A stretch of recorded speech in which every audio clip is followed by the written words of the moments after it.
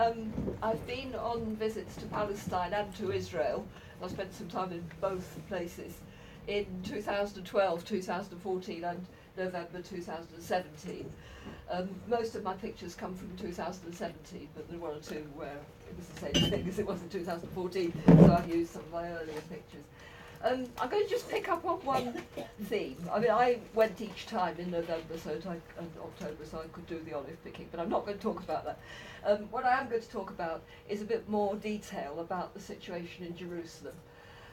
You won't need me to tell you that Jerusalem is absolutely central to Palestinian identity, past, present and future. And you also won't need me to remind you that it's absolutely central to Israeli identity as well, and that very recently we've been told that Jerusalem is the eternal and indivisible capital of Israel. You may remember this phrase, facts on the ground. I think it was Prime Minister Ariel Sharon who adopted this sort of slogan and said that he was going to guarantee the future security of Israel by facts on the ground.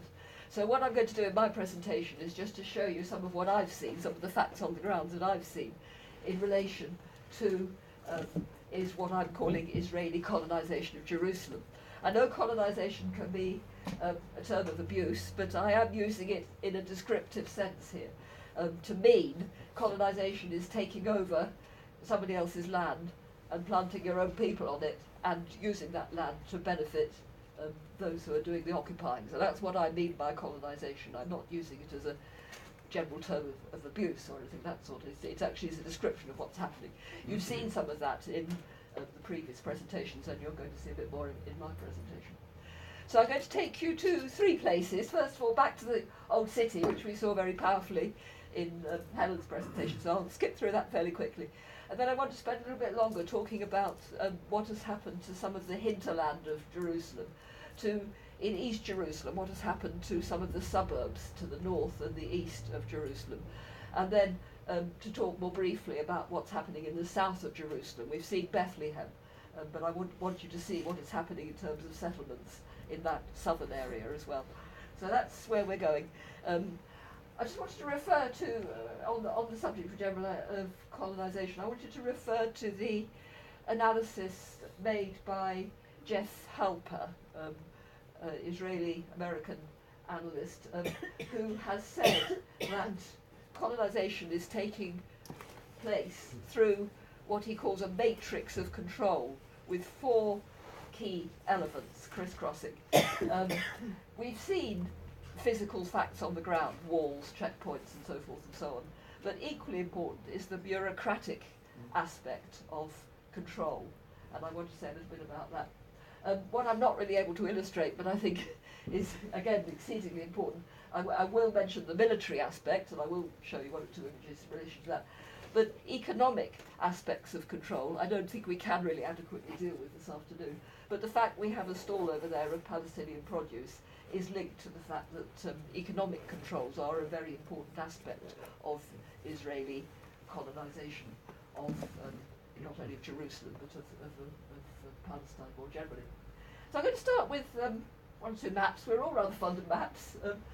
This one, right, this is a map of modern Palestine out of an atlas dated 1926, which I found in the house of a Palestinian friend when I was staying in Ramallah. I rather liked it because it shows Palestine as a whole. For once we don't see it all chopped up in the green bit and the white bit and the West Bank and Gaza and so forth. It shows, a sort of geographical entity, the Jordan River, and this is obviously where the West Bank is, and to the Mediterranean Sea, and this is now Jordan. But of course we should remember that modern Palestine in this atlas was also colonised. It was colonised by the British.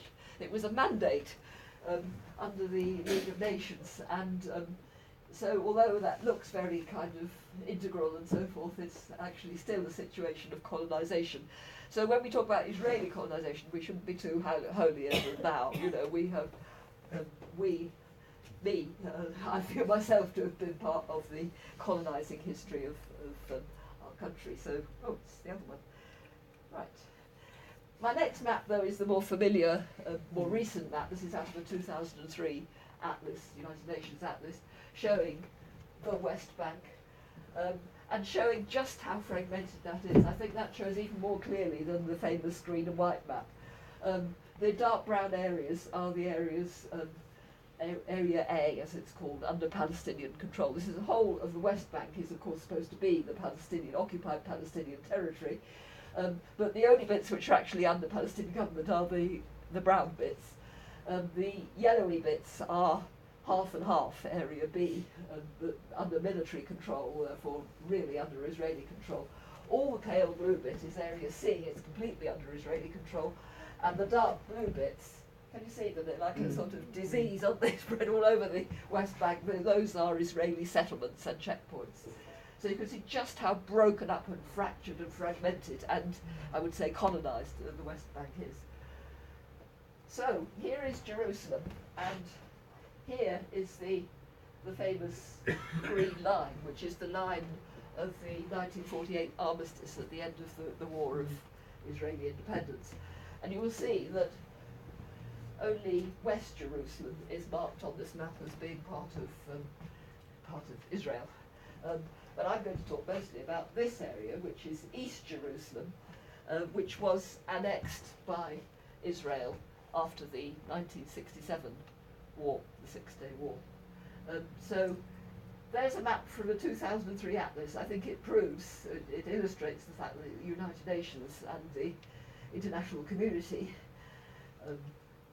majority of the international community, has not accepted that Jerusalem is the one undivided eternal capital of Israel and nothing at all to the Palestinians. Right, let's move on then. We've seen a map of the old city of Jerusalem from Helen. This particular one, all these grey areas are recent Jewish settlement buildings.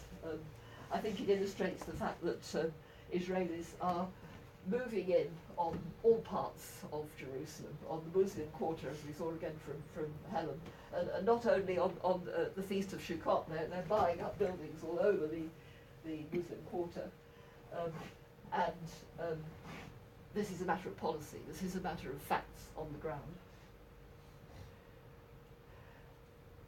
So, moving to the more interesting actual images, the lovely old city of Jerusalem.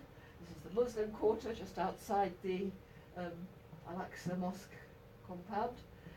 A very Muslim-looking scene, signs for the mosque and so forth. But, as Helen has shown us, there is not only a Jewish-Israeli presence, but there is aggressively a Jewish-Israeli occupying presence. I think it's really important that we all understand that the history of Jerusalem has been as a history of a city which is holy to three religions, to Christianity, Judaism and Islam. And there have been many hundreds of years when people from those three religions have all lived alongside each other in Jerusalem, and I very much hope in the future that will again be the case. So I think that it's the use of a national symbol of the flag, which is a symbol of possession and I would say colonisation. That is really the point that I'm making with the next few slides. And as Helen has said, you do see that everywhere, wherever you can get a flag next to the mosque. There it is, and they're famously on the plaza in front of the western wall of the temple. Those of you who've been to, how many of you have been to Jerusalem? Quite a few of you, yes. You will recognise that this is the plaza. The first thing which the Israelis did when they conquered East Jerusalem in 1967 was to clear the Palestinian houses of this area, it used to be the Moroccan quarter, and to create a big plaza so that it would be easier for Jewish worshippers to go and worship at the Western Wall, which is what is happening behind the wall, and these are the tourists standing watching them. This is the walkway up which tourists go to admire what is at the top, which is, of course, the Muslim, under Jordanian control still, the Muslim precincts of the Dome of the Rock, surely one of the most beautiful buildings in the whole world. and the third holiest site in Islam after Mecca and Medina, and from which the Prophet ascended to heaven on his night journey. So this is, as we've seen, absolutely iconic, and it is the most beautiful site on a beautiful sunny morning. But there's a lot of other very beautiful Islamic architecture, lovely arches. You could look through there to the Mount of Olives.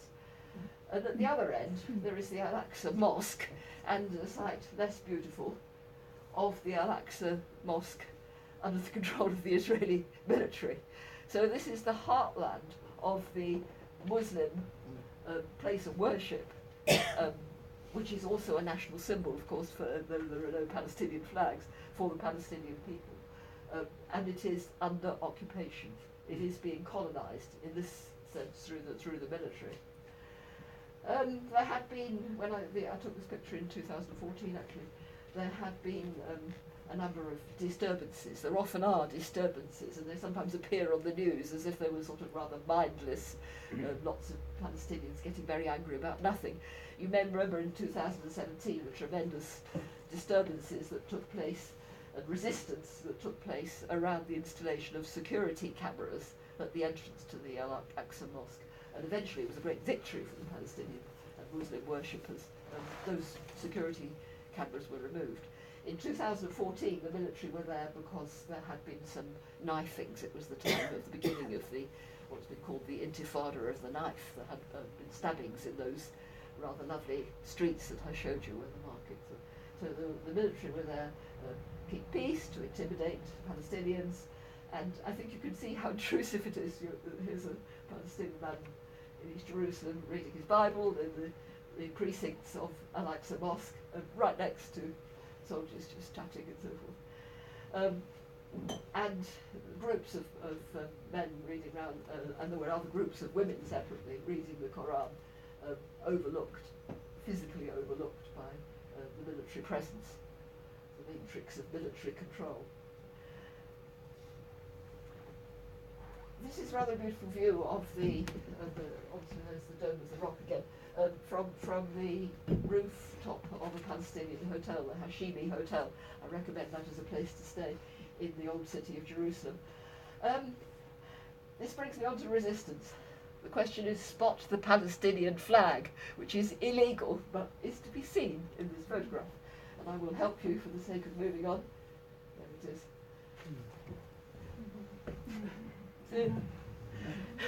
You're not allowed to have it hanging out over the street, so you paint it on your back wall. I was really pleased to see that flag. Can you see it in the seats there? So, but that is a very modest flag compared to, from the same viewpoint, all the Israeli flags that you can see around about, colonising the streets of the old city. Also in the streets of the old city, it was the Feast of Sukkot. Helen and I actually bumped into each other, didn't we?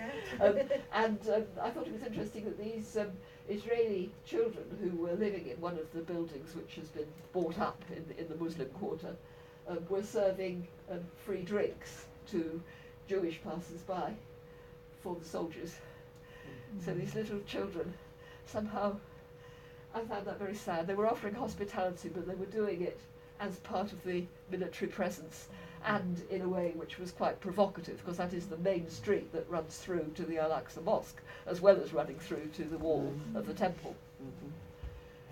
And talking of provocative military behaviour, just have a look over on the left-hand side. I'm rather proud of this photograph because I was dead scared when I took it, because what was actually going on here was, can you see there's a young Palestinian man here and another one here, with the guns pointed right on them, being searched, which you might say was reasonable enough. There had been stabbings in Jerusalem, but it was a very intimidating scene, and very frightening for people.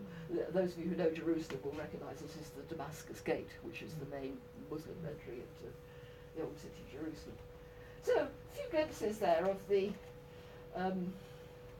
old city and the colonisation of the old city, as I'm calling it. I want to take you now on a bit of the tour which I made with the Israeli campaign against house demolitions, which is Jeff Halper's main organisation. They ran tours to illustrate what is happening politically in Jerusalem. And we went on a wonderful tour led by a woman called Ruth Edmonds. And she took us first of all to the northern suburbs of East Jerusalem. And I'm going to just show you a map in each case and then show you some pictures of the places that I visited, because I think the map does make it clearer why this is a colonisation project. It's about facts on the ground. So, sorry, it's not, you can't read the writing, but you can see clearly that here is some yellow areas, and these are areas where there is a Palestinian population, and the greyish, purplish areas are the areas of Jewish Israeli population. All of this is East Jerusalem. Down here is the old city, that's the old city under a temporary, sorry, I should be using the zapper there. Can I do that? Oh, is it upside down, sorry, not really used to zappers. There we are, yes. There's the Haram al-Sharif, the Dome of the Rock and so forth. And so this whole area is north of that, is East Jerusalem suburbs, if you like, to the north of Jerusalem. This area is entirely East Jerusalem, so it has been occupied since 1967. But in fact, it's not occupied in the same sense that the West Bank and the Gaza Strip are occupied. This area has been annexed by Israel to become part of the indivisible, eternal capital of Israel. So there is no intention ever of negotiating any return of anything to a Palestinian state from East Jerusalem. Of course, that's the Israeli government view, but of course the view of the Palestinians is that East Jerusalem, at the very least, and preferably the whole of Jerusalem, should be the capital of a Palestinian state. But what's important about the yellow and the purple is that since 1967, enormous areas of Israeli Jewish built-up settlement have encroached on Palestinian populations. This area here, this whole strip, was farmland. These were mainly villages. This one is Shufat, that's Beit Hanina. Now what we've got is huge settlements, and this one here is French Hill, where I'm going to show you pictures from in a moment. We've also got the wall. This is the wall. See what a strange and convoluted pattern it follows. It's not straight, is it? And there are reasons for that. This peculiar bulge here contains, just there, the Shufat refugee camp. And the wall has been built, I think very cynically, between Shufat, which is an old Arab town, and Shufat refugee camp, which contains displaced Palestinians from what is now Israel.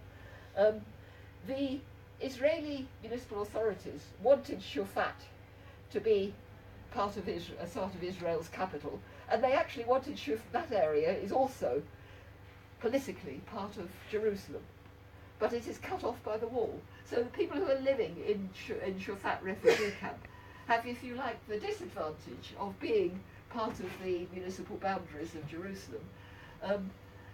But you could say they have the advantage of being on the West Bank side of the wall. This is the West Bank over here. But because they are actually part of the municipal area of Jerusalem, they're not provided with any services. They couldn't be provided with any services by the Palestinian Authority. And neither are they provided with services by the Jerusalem Municipal Authority. So those people are physically isolated by the wall, and they're also virtually without services from either side of the wall. So rather than best of both worlds, they've actually got the worst of both worlds. But I think it's very striking how all this agricultural land has been built up in exclusively Jewish settlements, or colonies as we might call them. So, moving on to have a look then. This is French Hill. You see how leafy and green. There isn't a swimming pool, but there is a lot of green grass, which means irrigation, and nice high quality houses. And the Jerusalem Light Railway has a stop at French Hill, and another one at Pisgat, which is the huge settlement further north. The light railway itself is a colonial project. It links up those settlements in East Jerusalem all the way through West Jerusalem to Mount Herzl, where the Yad Vashem Holocaust Museum is. So here they are living well linked into the Israeli community in French Hill. But from the other side of this very same lawn, I took this photograph, which is a photograph of the Shufat refugee camp that I was just telling you about. So I find it absolutely shocking that these people are happy to be part of a colonial project which has them living here in French Hill, looking over that. And I did manage to find a bit where there wasn't barbed wire. The barbed wire, of course, is there to keep the hordes out of French Hill. You might say, well, that looks like blocks of modern flats. Of course, they are modern flats, but they are built absolutely cheaply, and they're built with a lack of regulation, which is extremely dangerous for the population of that area. And can you see the, whoops, sorry. Can you see the wall? Sorry, big pardon. Can you see there's the wall snaking round here, cutting Shufat off from Jerusalem, from Shufat itself, from the village. This is the Shufat refugee camp, the village, with the schools and so forth, is over here. I did actually visit the school on the other side of the wall in Shufat in 2014. And again, can you see the wall? It's just running along the end of the playground. I think I better stop being clever with this zapper because I'm just not very good with it. This is the separation wall. So that is the refugee camp, and this is the village. And the children have to go through the checkpoints to their school every day from the refugee camp into the village. Okay. Further south from French Hill, we visited Mount Scopus, which is where the Hebrew University is. That has been an area which, if you could say, was colonised, but is an old Hebrew university. It used to be isolated in the middle of a sea of Palestinian neighbourhoods, but it's now well integrated with the rest of Jerusalem, and it looks out over what is known as E1. Some of you will have heard about E1. It's one of the few areas of the West Bank which has not yet been covered in settlements, and there are plans to build right over this area to complete the encirclement of Jerusalem by Israeli settlements in the West Bank. So we're looking out over the West Bank towards Jordan. You can see in the dim distance the mountains of Jordan.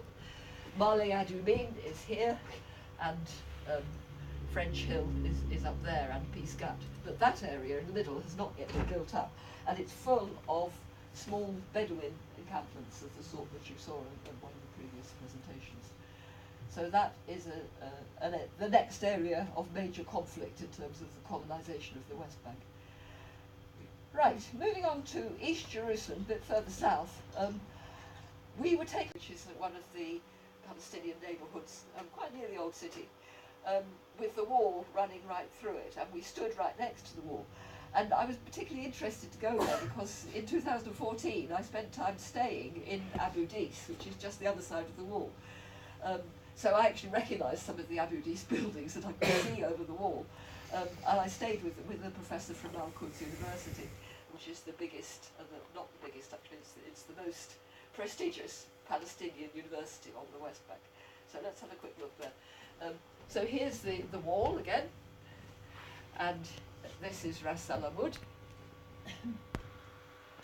And here is Esaria, which you saw briefly in Patrick's presentation. That's Bethany to the Christians amongst you, where Lazarus rose from the dead. And here is Abu Dis, and the university is along here. So we stood on the Israeli side of the wall, looking at the wall, and I was rather taken with this. It was dusk, as you can see. This canary was singing its heart out, caged on the wall. And just the other side, you can see that some of the buildings of Abu Dis. So there's the Abu Dis and Esaria Mosque and parts of the university. I want to take you to the Palestinian side of the wall. So we've crossed the wall, we've flown over the wall, and we're now, in 2014, this was pictures I took, on the Palestinian side. And I want to introduce you to this family. This is the professor I was staying with, Fadwa Labadi is her name, and her cousin Mina, and her sister, Aisha. And they are sitting, can you see behind them? In their family compound, which happens to be right next to the wall. So they live in Abu Dis, on those sort of boundaries between Abu Dis and Essaria. And they can see across the wall into West Jerusalem, but they can't just walk across the wall, they're cut off by the wall. And their family compound, it was a big extended Palestinian family with many houses and different branches of the family living there, has now been cut off and really destroyed by the wall, as I'll illustrate. This is the front door to their home. The Israeli army have forced Mina to pay for a sort of cage to enclose the entrance because we heard 30,000 people commute illegally over the wall. People were commuting, Palestinians looking for work, illegally through the back garden of this family and over the wall. So what's the answer? Make yet another barrier so that once you're inside there, you're between the cage and the wall. This is the back garden. How would you like that in your back garden? That's a military watchtower, and that was actually where people were scrambling over when there was no military standing there. I thought it was extremely sad to see, I mean it was a very intimidating wall, but to see how, can you see how these trees have actually been amputated in order to build that wall? Here is Aisha making the best of it, picking some lemons, but what a sad fate for a beautiful family compound. And it's not surprising that this sort of message is being painted on the wall further down the road. It's our land, and it always will be. And there is more burning of the wall. That is the Jericho Road from the Palestinian side of the wall. So I stood on the other side in Ras Al Amoud, and here I was standing on the Palestinian side. I think I'll just skip over that. These are some of the buildings along the wall on the Palestinian side. That was a house being demolished. This is the Centre for Heritage and Islamic Research of Al-Quds University. How ironical is that? How overshadowed is that? And this is the campus of Al-Quds University, where very pleasant environment for the students, but always overshadowed. This is a Palestinian flag on a tree, always overshadowed by the presence of the wall, which cuts right through the university. The students actually occupied their football field to prevent the wall from being built right across their football field. They did actually move it a few metres so that they could go on playing football. But it's very difficult for them to get away from the reality of occupation, colonisation. These are some of the students that I met. This is Rana. She was very happy because this is the matrix of control bureaucracy, she'd got a permit to visit her grandmother. She is an Abu Dis girl, and her grandmother is in East Jerusalem on the other side of the wall. So it's very difficult for her to actually visit her grandmother, unless her grandmother is ill, which she was, and Rana was going to visit her. This young man also had a permit to visit a relative on the other side of the wall. So that's what the wall does. It doesn't only encircle, it actually cuts right through people's back gardens and their communities. On the campus of Al-Quds University is the Abu Jihad Museum for Prisoner Movement Affairs. I think we're getting into resistance. I think resistance is implied in some of what I'm telling you anyway, but this is a very important museum, and we've heard several mentions of different museums that the Palestinians have formed to advance their national cause. It's not all stone throwing or stabbing people in the streets, it's museums, that is resistance. And inside that museum, many images and many Palestinian school children learning about the history of Palestinians who have been imprisoned for the Palestinian national cause. And everywhere, the iconic Dome of the Rock, as Helen was saying. These are models made by prisoners during their imprisonment.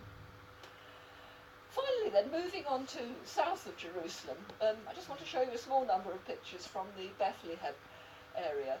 We've heard a lot about settlements, but somehow, as I think Patrick said quite effectively, there are many different images of what a settlement is. Is it an outpost? Is it a big city? What is it? Well, I want to show you one particular settlement, which is close to Bethlehem. Here's Bethlehem. Here is the wall, cutting Bethlehem off from Jerusalem. This is Jerusalem up here. This is Palestinian villages. And again, as on East Jerusalem, this is building of Israeli settlements.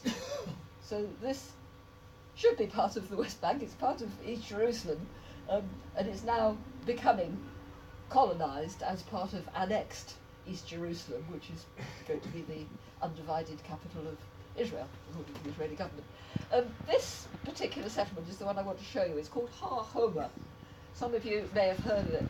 It's a very controversial settlement because it was built in the early part of the 21st century, just at the time when the government was, the Israeli government was playing a bit of a two-faced game of promising that it really did want peace with the Palestinians if only they would find a suitable leader and talk peace, etc., etc. Permission was given to build this settlement on the basis it was to be a joint Israeli and Palestinian settlement. But that didn't happen, the peace talks broke down, and I have visited that settlement with an Israeli friend, and I can assure you it's 100% a Jewish Israeli settlement. It looks like a fortress, it feels like a fortress. You go past the soldiers as you enter that settlement. And I think it also feels to the people standing here in Bethlehem, this picture was taken from Bethlehem, it feels like an enormous blot on the landscape. This used to be a wooded hill, and this over here, agricultural land, which belonged to the villages which have now been built over by Har Homa. And just up the road there is another very large one, Gilo is the next one up. So that's another huge settlement. And this is the last, this is a terribly good picture, but I think it's such an important lesson. I wanted to show you this one. This is the settlement. Can you see how enormous it is? We're not talking a few caravans. This is the settlement of, what's it called? It's called Elite, Bitar Elite, that's it. Absolutely enormous, nearly as big as Mali Adjumim. And it's plonked there right on the West Bank, on the other side of the wall. It's not even within the wall. And here is the ancient Palestinian town of Nahalem, famous for its honey and its crops and so forth. This picture was taken from the top of the hill, and this hill, where I was standing, belongs to this man, whose name is Daoud Nassar. He calls his farm the Tent of Nations, and his act of resistance is to invite international visitors to come and help him run his farm. It's incredibly difficult to run this farm because there's no proper irrigation, as you can see from the background there. But really, this family, to me, are admirable. They're resisting through refusing to move. They're a Christian Palestinian family who hold the deeds, title deeds, of private land which go back to the Ottoman times. So his father and his grandfather farmed this same hilltop farm. They're in a desperate situation now. They're not allowed to build irrigation systems or anything new. And they are surrounded by not only that settlement I show you, but 4 other settlements. So their farm is encircled by 5 settlements. This is what has happened to the main road to their farm. It's been blocked by the Israeli military. So you have to walk out of the farm, and everything has to be carried out. And when you walk out a little further along this road, that's the settlement that's being built right next door. So these people are having their life crushed out of them. They are being truly colonised, but they nevertheless have a very idealistic and Christian view, and they call themselves the Tent of Nations. How very good and pleasant it is when sisters and brothers live together in unity. For there the Lord ordains his blessing, life forevermore. And finally, the rather touching paintings on stones that international visitors have left. We refuse to be enemies is the slogan of the Tent of Nations. So that's another interesting and different example of Palestinian resistance to colonisation. I'm not going to say anything about museums, I think, because my colleagues have spoken about that, but I also visited a whole number of museums. Did you know there are 28 museums in Palestine? It's in the West Bank. It's only a small area, but museums and cultural resistance are thought to be an extremely important part of the struggle for Palestine. So let's not only think about mass demonstrations and stone throwing and so forth. Let's remember that this cultural resistance is going on all the time. There's the museum, which you saw from Helen. And finally, I wanted to mention this excellent new grassroots guide to Jerusalem. If you want to understand the encirclement of Jerusalem and what's happening in the old city and so on, look this up on the internet. It's online. You can look at it online even if you can't get a paper copy. So also have a look at the website of the Palestine Museum in Palestine. It has a huge amount of material on it, and it's got a very simple address. It's just called palmuseum.org. If you put that into Google, you will be able to have a look inside that museum. Right, I think that's enough. Thank you very much.